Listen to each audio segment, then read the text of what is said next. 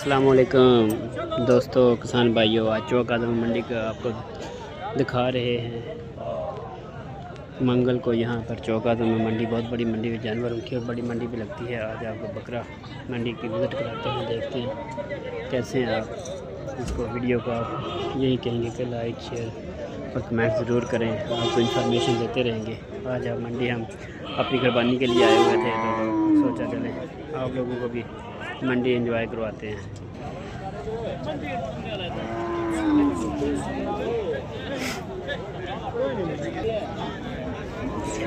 जी तो दोस्तों, मैं यही गुजारिश करूँगा कि अच्छी इन्फॉर्मेशन के लिए हमारे यूट्यूब चैनल को स्मार्ट खेती इन्फो को सब्सक्राइब करें, लाइक करें, दूसरों के साथ शेयर भी करें। इंशाल्लाह आपको अच्छी मालूमात ज़रूर प्रोवाइड करेंगे और कोशिश करेंगे कि आप लोगों का फ़ायदा हो।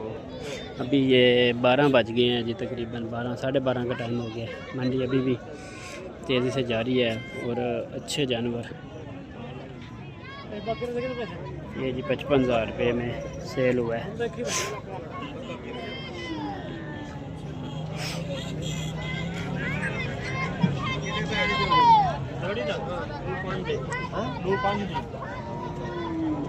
ये जी लाख रुपये का 2-5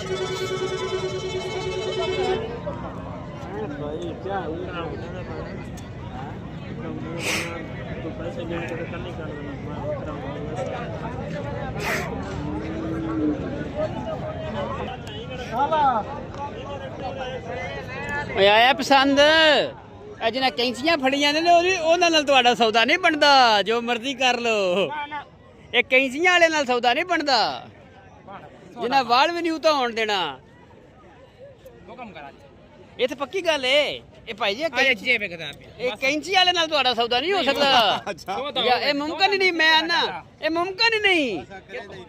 जा तुसी करा के बहाओ, मेरे नाल बैठ ला लो, मैं तुहानू रोटी खवांदा जो तुसी सौदा कर लो। माशाल्लाह नहीं, इफ्तारी दी गल पे करना कि हुण इस टाइम थोड़ी खरवानी है।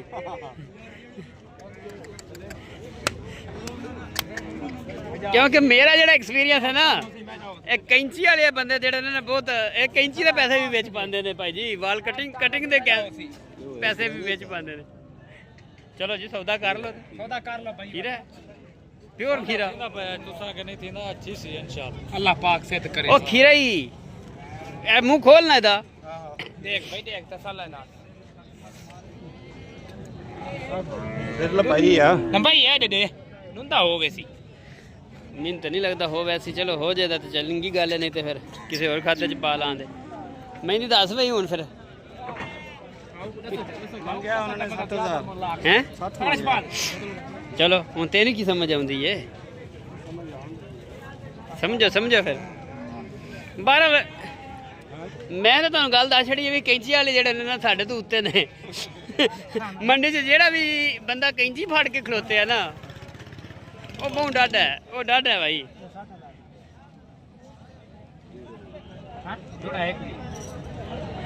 बाकी अल्लाह खैर करे। तुहानू कहने जी सौदा बहा रहे हैं, लाइव सौदा चेक करो।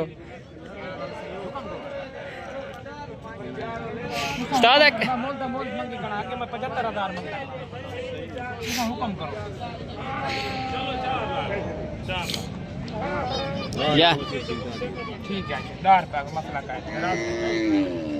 यहाँ तो तू सानू दे छड़ ते या फिर साडा भी ले लै।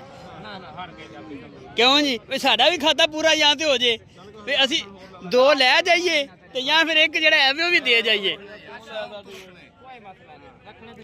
क्यों उस्ताद यहाँ ते दे छड़ ते या फिर साडा भी ले लै, ताकि सानू जानते छोटे वो चीज ते एक ही भी कैंची ला लो ते उदू भी सोना लगे था।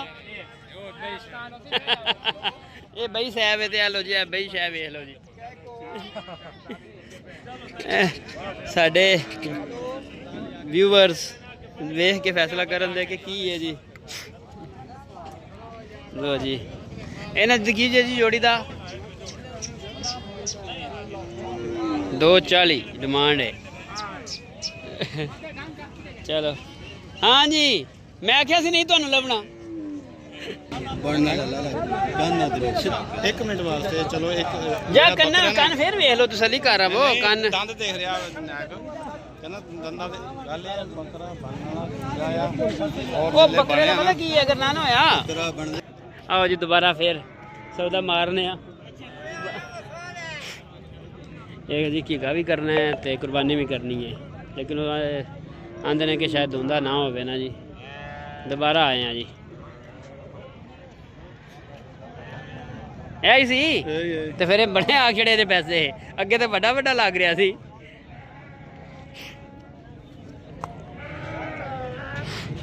ਮਹਿੰਦੀ ਹਸਨ ਇਹਨਾਂ ਸਾਡਾ ਵੱਲ ਹੈ ਯਾਰ ਇਹ ਸਿਰਫ ਕੈਂਚੀ ਦਾ ਹੀ ਕਮਾਲ ਹੈ ਨਜ਼ਰ ਆ ਰਿਹਾ ਬਾਕੀ ਹੋਰ ਮੇਰੀ ਸਮਝ 'ਚ ਤਾਂ ਨਹੀਂ ਆਉਂਦਾ ਦੋਵੇਂ ਇਕੱਠੇ ਖਲਵਾ ਕੇ ਵੀ ਵੇਖ ਲਓ ਤੇ ਇਹ ਕੈਂਚੀ ਦਾ ਹੀ ਕਮਾਲ ਰਹਿ ਗਿਆ ਪਿੱਛੇ ਹੋਰ ਕੀ ਫਰਕ ਹੈ ਉਹਨੂੰ ਵੇ ਉਹ ਵੱਡਾ ਹਾਂ ਹੁਣ ਉਹ ਸਾਰੀ ਗੱਲ ਕਟਿੰਗ ਹੋਈ ਹੈ बेचारा ਬਗੈਰ ਕਟਿੰਗ ਤੋਂ ਵੇ ਇੰਨਾ ਹੀ ਫਰਕ ਹੈ ਬਸ ਕੈਂਚੀ ਦੇ ਪੈਸੇ ਤੇ ਅਗਲੇ ਲੈਣੇ ਹੀ ਲੈਣੇ ਨੇ ਨਾਈ ਕੋਲ ਗਏ ਅਸੀਂ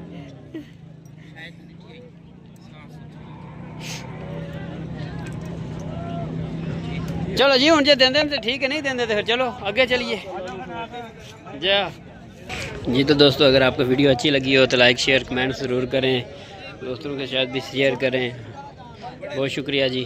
अल्लाह हाफिज़। स्मार्ट खेती इन्फो।